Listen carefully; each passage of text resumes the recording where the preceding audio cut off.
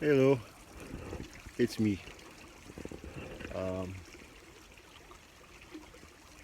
Hi.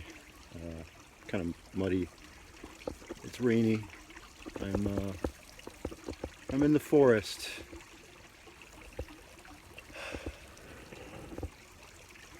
Like, next to my favorite alder.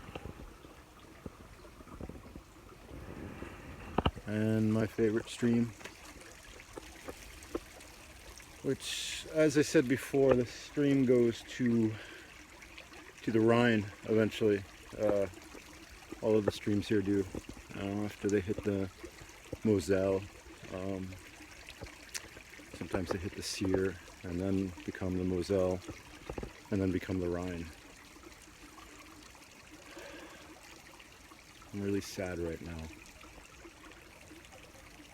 And I just cried a lot. And I might cry again. So I apologize if that happens. No, I don't. No, I don't. So about this time, I guess maybe a week before, but 5 or 6 years ago, no, 7 years ago, I came home from a forest like this. It was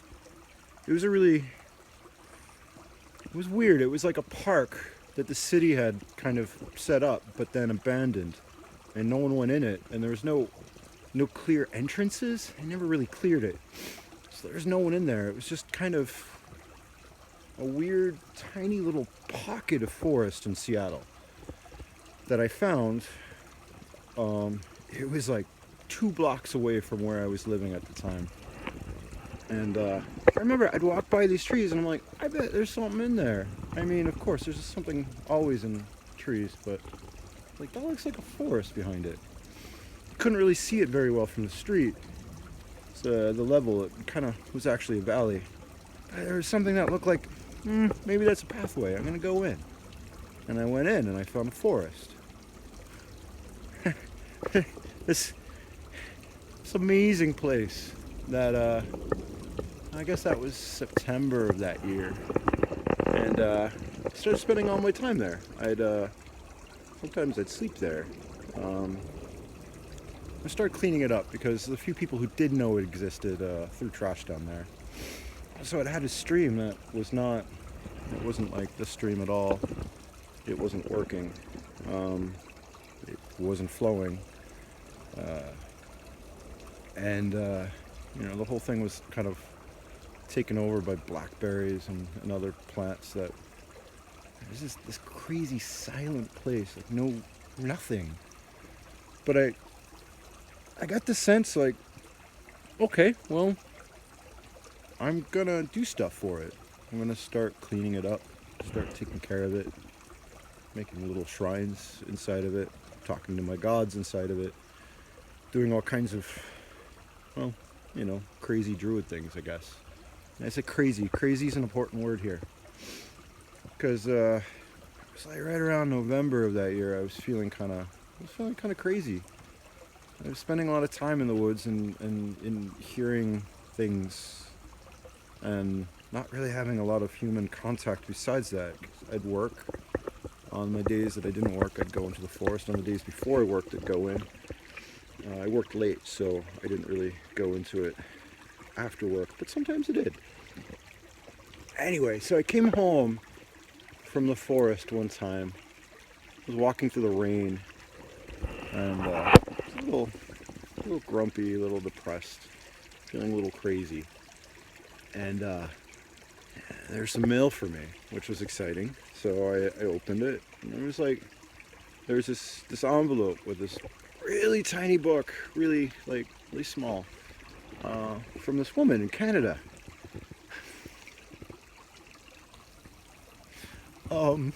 So I opened it and I was kind of excited. So I had gotten this email from this woman.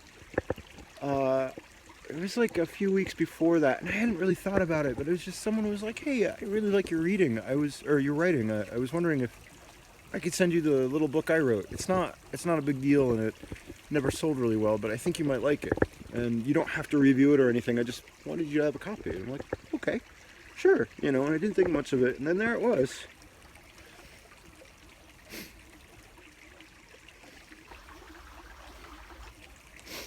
So I started reading it. Really short, I think it was like 36 pages, 38 pages. And it was like, on the first page, I was like, oh fuck. It was like, the first lines was like, I see visions and I hear voices. And I was like, yep, yeah, I know. Yeah. And I kept reading. And so the book, it was by this Druid in Canada. And I read it, and I was like, oh fuck, this is me. This is like,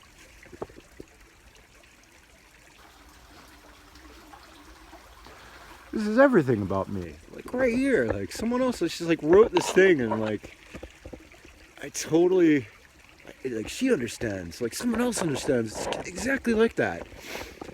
And, you know, right after that, there was like some times like I had made myself a cup of tea and I spit out the tea because it was really funny. And there are other times I laughed so hard I fell out of my bed. Her humor was incredible. And yeah, so that was 7 years ago.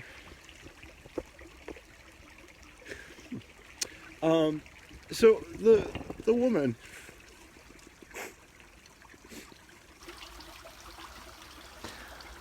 The woman's name was Judith, Judith O'Grady. I'm crying because she just died. I'm kind of smiling too.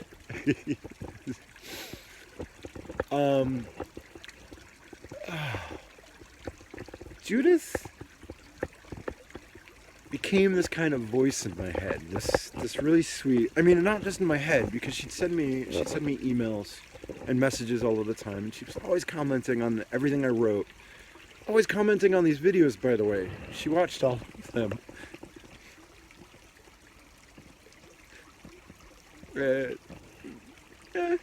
She'll watch this one too.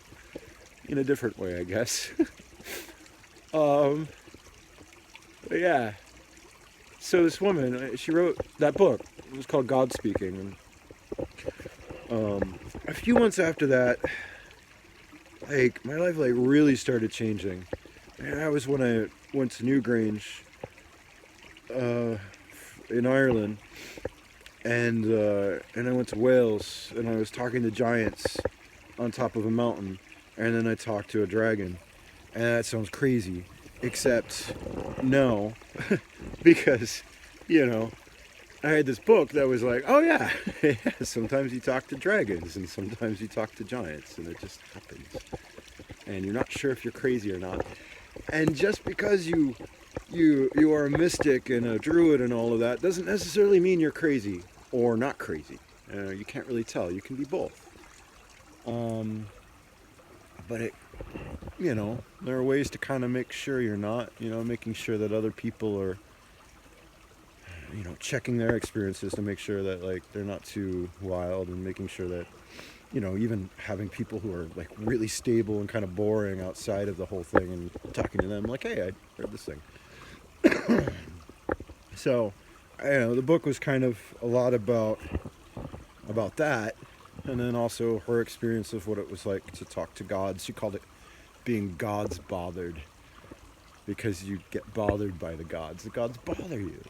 They tell you, like, hey, can you do this thing here? Because this thing needs to be done, and there are no priests and druids or whatever for me to talk to tell them to do that. And I don't got fucking hands because I'm a god.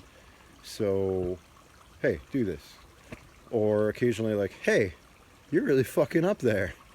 And other things, you know, they bother you. They're not there to cuddle you and hold you.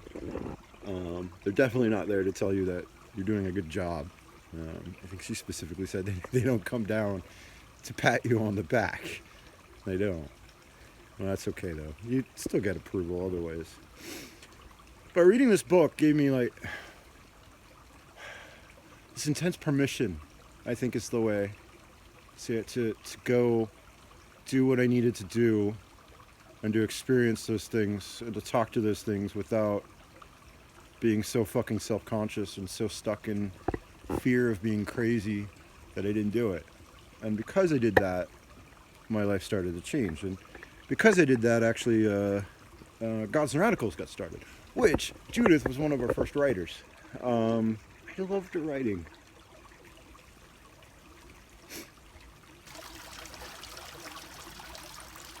She always had this like really sweet, fucking no nonsense, like just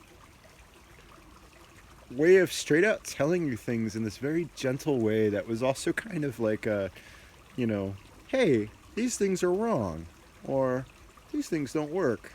But it was always so gentle that, like, you know, you'd let it slip in no matter how stubborn you were. And yeah, so she started writing with us. She was one of the first people who was really enthusiastic about what I was doing, and then became really enthusiastic about what the rest of us were all doing. And, you know, she supported us. Like, there's all of these times, like, I'd write something, and sometimes Judith was the only one who ever said anything about it, you know? And, yeah. So, was it the other day? The day before she died was my man's boyfriend, or my man's boyfriend, excuse me, my man/boyfriend's birthday.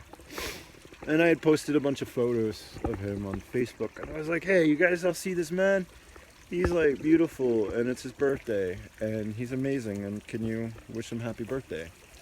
And lots of people did, actually. Lots of people, which, of course, you know, he's beautiful. And... But Judith had posted a comment on there, which was in keeping with all of her other comments lately, which was like, you know, 'cause she kept telling me like how amazing it was to see me finally so fucking happy.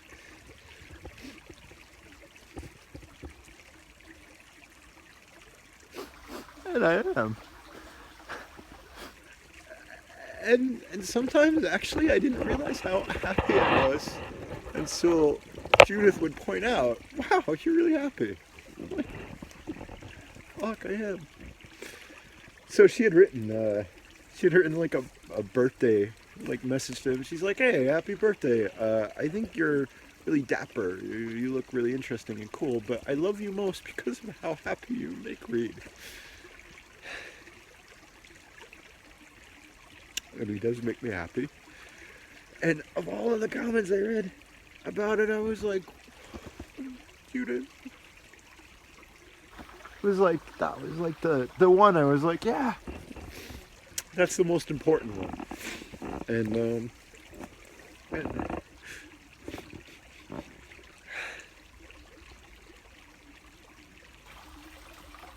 so before she died, that was the last thing I heard from her. And but it's not the last thing I've heard from her after she died. I mean, you know, I kind of started rereading some of her essays, and I'm like, wow. She wrote this essay called I'll Be an Ancestor One Day, which is fucking brilliant. Fucking brilliant. And beautiful. And she is. I've started leaving out little cups of water for her, which is what you do for ancestors. Ancestors who are not of blood, but ancestors of spirit. I mean, like the first Druid friend that I had who's died. And that's why I came here. It's funny, as soon as I looked at the forest, I started crying. Because there's this like place where the pines make a gate. You look up into the hill and you're like, oh, that's a door. That door goes elsewhere, but you don't go into that door yet. You go into that door when it's time.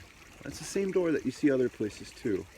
There's always a door, and you look at it, and you cry or you stand in awe, and you realize, oh yeah, one day I'll go through that door. But not yet. And Judith went through that door, and That's cool. It's sad as fuck, you know? But it's also beautiful. It's interesting. There's like well, you know, if you grow up Christian, you have the idea, oh, when you die, like you go to heaven or whatever, you know, and other people have their own ideas, and it's never really quite sure if they believe it. Some people just don't even think about it. Like me, like I have a pretty clear sense of where I go, and it's really confusing, but it's through a door like that, and it's not necessarily a, you know, it looks nothing like the Christian idea of paradise or heaven or anything like that, you know. But I mean, grave is also a door, you know. You go into it, and then what's behind it, no one else gets to see, just you. And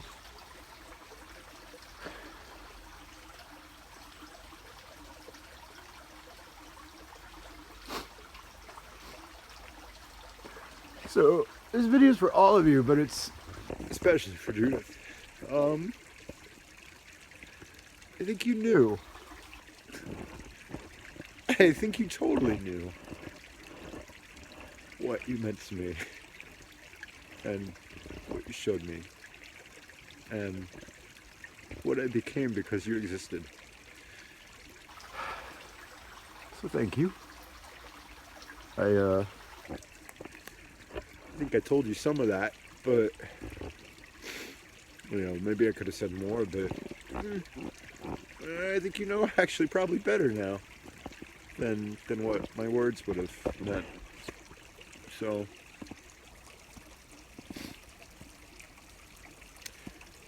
thank you, friend.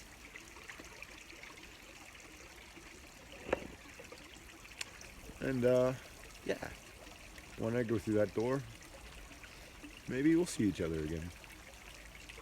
But I'm pretty sure there's this like white crane that's like been sitting outside of my house for the last 3 days, and it's really weird, and it's not doing anything, it's just sitting there looking. Yeah, so anyway, probably already saw you. Alright, to the rest of you, thanks for watching this. And if you haven't read Judith's work, do it. It's profound. And yeah, thanks again, and I'll see you soon. I'll do another one of these with fewer tears. Love you all.